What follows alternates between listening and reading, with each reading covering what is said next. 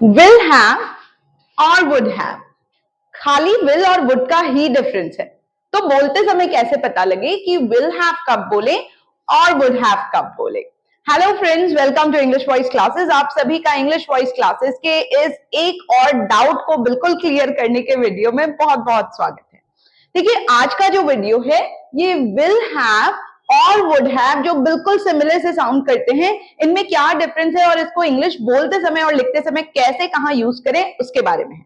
अब मैं एक एग्जांपल देती हूं बिल्कुल रियल लाइफ से जुड़ा हुआ, जो अभी के अभी कंफ्यूजन क्लियर कर देगा। अब ये मानिए, अगर मैं आपको कहना चाह रही हूं कि इस वीडियो को देखने के बाद आपका कंफ्यूजन क्लियर हो चुका होगा, ठीक है, एक ये सेंटेंस है, तो मैं क्या मान रही हूं कि ये चीज हो चुकी होगी जब तक ये होगा।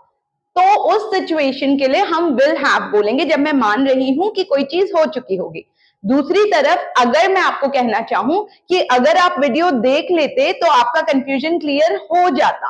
अब देखिए, कंफ्यूजन क्लियर हुआ नहीं, लेकिन मैं क्या कह रही हूं, कंफ्यूजन क्लियर हो जाता, तो मैं वुड हैव बोलूंगी। ये दोनों ही बातचीत के काम आते हैं, पर मैं बहुत बार ऑफलाइन अपने स्टूडेंट्स को विल हैव कम बुलवाती हूँ, दूसरे तरह से उसको बोलना सिखाती हूँ। पर मुझे लगा, मेरे कुछ स्टूडेंट्स ने बोला कि मैम विल हैव भी हम कभी कभी सुनते हैं, तो इसीलिए ये वीडियो है कि आप विल हैव और वुड हैव को बिल्कुल अच्छे से क्लियरली उसका डिफरेंस समझ लें। अब जैसे मैंने आपको बताया, देखिए विल हैव और वुड हैव के साथ वर्ब की बिल्कुल टेंशन नहीं लेनी, क्योंकि दोनों के साथ ही क्रिया का थर्ड फॉर्म आएगा। जैसे मैं हमेशा कहती हूं, अगर आप मेरे ऑफलाइन स्टूडेंट हैं तो आप जानते हैं कि मैं हमेशा वर्ब का फर्स्ट फॉर्म, सेकंड फॉर्म और थर्ड फॉर्म तीनों को बिल्कुल बराबर का इंपॉर्टेंस देती हूं, क्योंकि मैं जानती हूं बोलते समय हर फॉर्म अपने इंपॉर्टेंस रखता है और बोलने में आपकी मदद करता है। तो आज विल हैव और वुड हैव के साथ आपको बिल्कुल टेंशन नहीं लेनी है, दोनों में सिमिलरिटी क्या है, वर्ब का थर्ड फॉर्म, लेकिन डिफरेंस क्या है, विल हैव यानी कि कोई चीज हो चुकी होगी। आप किसी को बोल रहे हैं कि यार देख, मेरे हिसाब से इस वक्त तक ये चीज हो चुकी होगी, जबकि वुड हैव को मैं फेकू टेंस बोल के पढ़ाती हूँ। फेकू टेंस यानी कि यहाँ कोई चीज होगी नहीं बोल रहे आप, ना ही आप बोल रहे हैं कि हो गई, आप बताएंगे हो जाती। या हम आमतौर पे ऐसे बोलते हैं ना कि यार मैं मदद कर देता, मैं आ जाता, मैं बता देता। तो कोई भी चीज जो हुई नहीं, लेकिन आप अज्यूम करते हैं कि अगर ऐसा होता तो ऐसा हो जाता।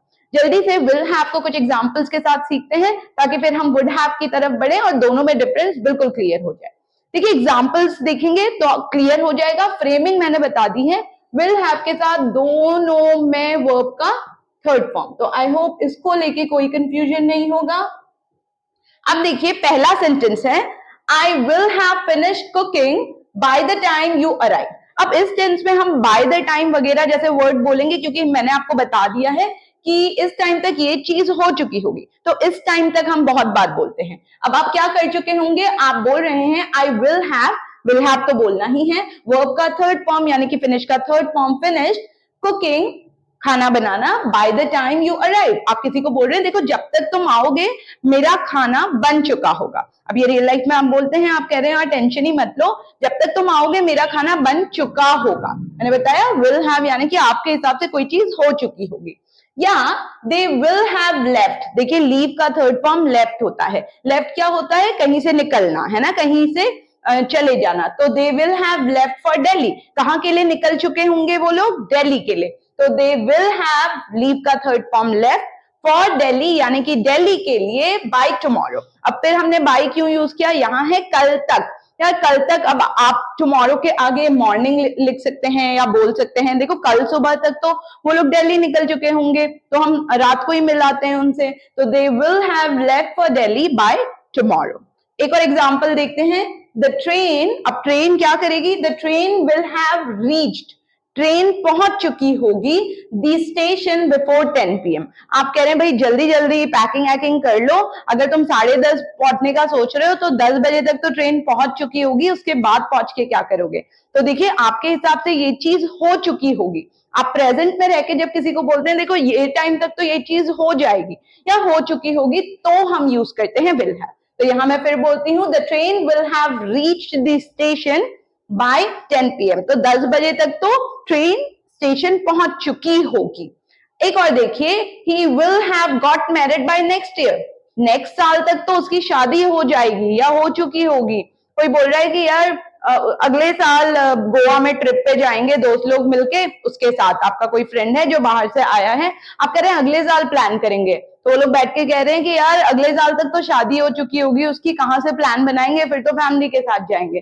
तो इसीलिए वो लोग कह रहे हैं देखो, he will have got married, अगले साल तक उसकी शादी हो चुकी होगी, ये अज्यूम कर रहे हैं।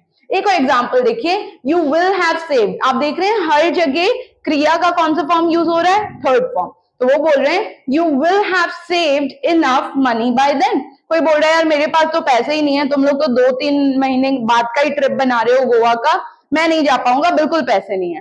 तो कोई बोल रहा है यार हमारा ट्रिप का प्लान तो 3-4 महीने बाद का है, तब तक तो तू पैसे सेव कर चुका होगा, अब उसके हिसाब से ये चीज हो चुकी होगी। तो वो कैसे बोलेगा, अरे don't worry you will have saved, save का third form save, enough money, काफी पैसे, बाय देन, तब तक। तो देखिए यहाँ by then, by 10 o'clock, by the time you arrive, before 10 PM ऐसे वर्ड यूज हो रहे हैं, क्योंकि जब भी हम ऐसा बोलते हैं देखो इस टाइम तक तो ये चीज हो चुकी होगी, यार अगर आप मुझे 12 बजे फोन करेंगे तब तक तो मैं सो चुकी होंगी, I will have slept by 10 o'clock, sorry 10 o'clock नहीं 12 o'clock, 10 बजे आजकल कौन सोता है, तो अगर जल्दी सोते हैं तो बहुत बढ़िया है। तो ये क्लियर है, विल हैव यानी कि ये चीज हो चुकी होगी, डन। अब बात आती है वुड हैव की। देखिए वर्ब का दोनों के साथ थर्ड फॉर्म, दोनों में हैव आ रहा है, सिर्फ विल और वुड का डिफरेंस है। अब विल हैव जहां कोई चीज हो चुकी होगी इस वक्त तक बोलने के काम आता है, वुड हैव रिग्रेट दिखाने के लिए, अफसोस जताने के लिए, ये हमेशा नॉर्मली जोड़े में बोला जाता है, क्योंकि आप जब बोलते हैं कि यार ऐसा हो जाता, इसके साथ आप कुछ और बोलते हैं, जैसे अगर मैंने पढ़ाई की होती तो मैं पास हो जाता। अब इसको पास समझने की गलती मत कीजिएगा, क्योंकि इसमें आप पास नहीं हुए, आप बस अज्यूम करते हैं कुछ हुआ नहीं पर हो जाता। मैं आ जाती, मैं पढ़ा देती, मैं खा लेती, मैं तुम्हें समझा देती, मैं वहां नहीं जाती। तो ऐसी कोई भी सिचुएशन जो हुई नहीं, बट आप ये मानते हैं कि अगर कोई भी चीज अलग तरह से हुई होती तो उसके रिजल्ट्स किसी अलग तरीके के होते, तब आप वुड हैव यूज करते हैं। अब जैसे मैंने बताया इसे अकेले भी बोला जाता है, पर अधिकतर ये जोड़े में आता है क्योंकि ये कंडीशनल सेंटेंस मानते हैं। अब देखिए कंडीशनल सेंटेंस यानी कि आप एक शर्त लगा रहे हैं कि ऐसा होता तो ऐसा होता, तो अगर जो अगर वाला सेंटेंस है उसके साथ हम वुड हैव कभी नहीं बोलेंगे, तो सुनने में दोनों ही सिचुएशन नहीं हुई होती। जैसे एग्जाम्पल देखिए, if you had told me earlier, अगर तुमने मुझे पहले ही बता दिया होता, आई, ये मैंने वर्ब का थर्ड फॉर्म लिखा है कि भाई देखिए वर्ब का थर्ड फॉर्म ही आएगा दोनों सिचुएशंस में। आई होप ये वर्ब का थर्ड फॉर्म दिख रहा होगा, ये कहीं चला नहीं गया, क्योंकि मुझे कैमरे में दिख नहीं रहा है कि ये दिख रहा है कि नहीं। तो ये थर्ड फॉर्म मैंने क्यों लिखा है कि वुड हैव है, तो ठीक है, मुझे पता लग गया है कि ये थर्ड फॉर्म आपको दिख रहा है, आप कंफ्यूज ना हो कि आई के बाद क्या लिखा है, इसलिए मैंने ये चीज क्लियर कर दी। If you had told me earlier, अगर आपने मुझे पहले ही बता दिया होता, आई, अब देखिए वुड हैव मदद करेगा, आई वुड हैव हेल्प यू, अगर तुमने मुझे पहले ही बता दिया होता मैं तुम्हारी मदद कर देता। अब देखिए मदद की नहीं, कर देता, इसको पास्ट मत समझिएगा, इंग्लिश बोलते समय ये गलत ग्रामर जाएगी या सुनने वाले को पता नहीं लगेगा। तो इसमें दो सिचुएशन थी, अगर तुमने मुझे पहले बता दिया होता तो मैं तुम्हारी मदद कर देता। याद रखिए इफ वाले सेंटेंस के साथ आप हैड के साथ वर्ब का थर्ड फॉर्म बोलेंगे, यानी कि पास्ट परफेक्ट। अगर आप पुराने सब्सक्राइबर हैं या मेरे ऑफलाइन स्टूडेंट हैं तो आपको पास्ट परफेक्ट पता होगा, हैड प्लस वर्ब का थर्ड फॉर्म। तो इफ वाले के साथ हैड प्लस वर्ब का थर्ड फॉर्म, और जो उसके बाद वाला सेंटेंस है मैं मदद कर देता, मैं आ जाता, मैं बता देता, मैं उठा देता, मैं वहां रख देता, ये सबके साथ वुड हैव प्लस वर्ब का थर्ड फॉर्म। एक और एग्जाम्पल देखते हैं, I would have gone to the party, मैं पार्टी में चला जाता, वो गया नहीं, याद रखिए वो ऐसा बता रहा है कि ये चीज हो जाती। आई वुड हैव गो का third form gone to the party, और मैंने क्या कहा था, इफ वाले सेंटेंस के साथ हैड प्लस वर्ब का third form. If he had invited me, verb के थर्ड फॉर्म ही हर जगह लग रहे हैं, क्योंकि ये सब हैड प्लस थर्ड फॉर्म है, has have plus third form होता है, कहीं भी हैज हैव आए आप क्रिया का थर्ड फॉर्म बोलते हैं। तो मैं दोबारा बता रही हूँ, अच्छा इसको लेके कंफ्यूज मत होइएगा, मैम यहाँ तो आपने इफ से शुरू किया, रियल लाइफ में हम दोनों तरीके से बोलते हैं, अगर ऐसा होता तो ऐसा हो जाता, या ऐसा हो जाता अगर ऐसा होता। तो ये एग्जाम्पल था, if you had told me earlier I would have helped you, अगर तुम मुझे पहले बता देते मैं तुम्हारी मदद कर देता। इसमें मैंने क्या किया, इफ वाला सेंटेंस बाद में बोल दिया, पर रूल याद रखना चाहिए, इफ के साथ हैड प्लस वर्ब का थर्ड फॉर्म, और जो आप दूसरा अफसोस प्रकट कर रहे हैं ऐसा हो जाता वुड हैव प्लस वर्ब का थर्ड फॉर्म। तो I would have gone to the party, मैं पार्टी में चला जाता, if he had invited me. यार कैसे जाऊं, इनवाइट ही नहीं किया, पर अगर उसने मुझे इनवाइट किया होता तो मैं पार्टी में चला जाता। अगर वाले के साथ हैड प्लस थर्ड फॉर्म, दूसरे वाले के साथ would have plus third form. बार बार बोल रही हूं ताकि वीडियो देखने तक आप ये टॉपिक सीख चुके हो। तो मैं ये उम्मीद कर रही हूं bye the time you watch this video you will have understood this topic. ठीक है, ये मैंने अभी ये वाला यूज किया।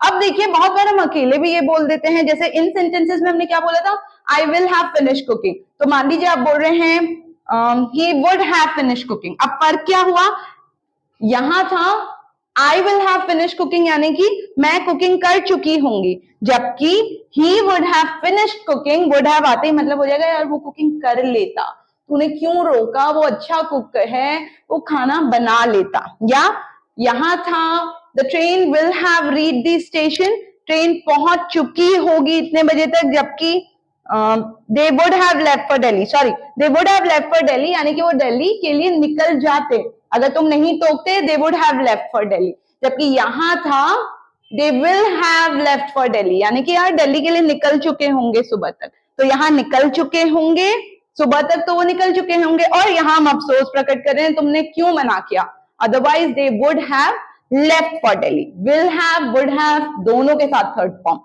और देखिए अगर आपको कभी कभी हम सवाल पूछते हैं कि भाई would you have felt bad, क्या तुमको बुरा लगता, आपने कुछ बोला नहीं है पर आप बस एक अज्यूम कर रहे हो कि अगर मैं तुझे मोटी बुला देता या अगर मैं तुझे बोल देता कि यार तू तो डंडा लग रहा है, क्या तुमको बुरा लग जाता। अब उसने बोला नहीं, वो अज्यूम कर रहा है, तो बोलेगा वुड यू हैव, फील का थर्ड फॉर्म फेल्ट बैड। वैसे ही देखिए वुड शी हैव, आप देख रहे हैं वुड और हैव को क्वेश्चन पूछते समय हम साथ में नहीं बोलते, इन दोनों के बीच में हम जिससे बात कर रहे हैं उसका नाम ले लेते हैं। तो would you have felt bad या would she have eaten this, क्या वो ये खा लेती। अब आपने उसको सर्व नहीं किया, आपकी कोई फ्रेंड है, आप कह रहे थैंक गॉड तुमने उसको ये खाने को नहीं दिया, तुम्हें क्या लगता है क्या वो खा लेती। वुड शी हैव, ईट का थर्ड फॉर्म ईटन दिस। एक last example, they would have von. अब इसको देखिए आप सिचुएशन में भी बोल सकते हैं, अगर उन्होंने थोड़ी और प्रैक्टिस की होती तो वो जीत जाते। अब दोनों चीजें नहीं हुई तो इफ के साथ तो मैं बोल दूंगी if they had practised, practice का third form a bit more, they would have won. तो दे वुड हैव वॉन यानी कि वो जीत जाते। आई होप ये चीज क्लियर है। विल हैव यानी कि कोई चीज हो चुकी होगी, आप ये बोल रहे हैं देखिए 10 बजे तक मैं घर पहुंच चुका हूंगा, तुम लोग आ जाना, उसके बाद बैठ के गप मारेंगे। आई will have reached by 10 o'clock, यार मैं पहुंच जाता 10 बजे तक पर इतना ट्रैफिक था, तो आप बोलेंगे आई वुड हैव, रीच का third form reached by 10 o'clock।